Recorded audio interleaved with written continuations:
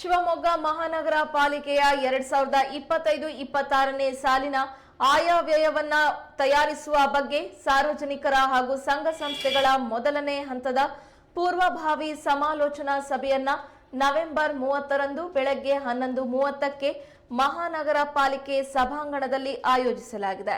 ನಗರದ ನಾಗರಿಕರು ಹಾಗೂ ಸಂಘ ಸಂಸ್ಥೆಯವರು ಸಭೆಗೆ ಹಾಜರಾಗಿ ತಮ್ಮ ಸಲಹೆ ಸೂಚನೆಗಳನ್ನು ನೀಡುವಂತೆ ಪಾಲಿಕೆ ಆಯುಕ್ತರು ಪ್ರಕಟಣೆಯಲ್ಲಿ ತಿಳಿಸಿರುತ್ತಾರೆ.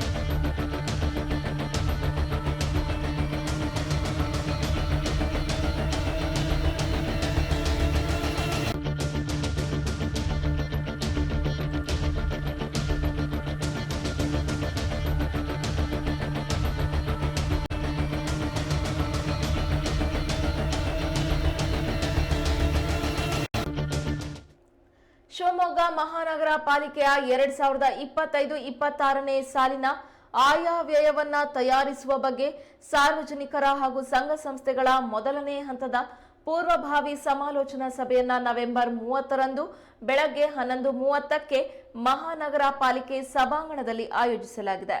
ನಗರದ ನಾಗರಿಕರು ಹಾಗೂ ಸಂಘ ಸಂಸ್ಥೆಯವರು ಸಭೆಗೆ ಹಾಜರಾಗಿ ತಮ್ಮ ಸಲಹೆ ಸೂಚನೆಗಳನ್ನು ನೀಡುವಂತೆ ಪಾಲಿಕೆ ಆಯುಕ್ತರು ಪ್ರಕಟಣೆಯಲ್ಲಿ ತಿಳಿಸಿರುತ್ತಾರೆ.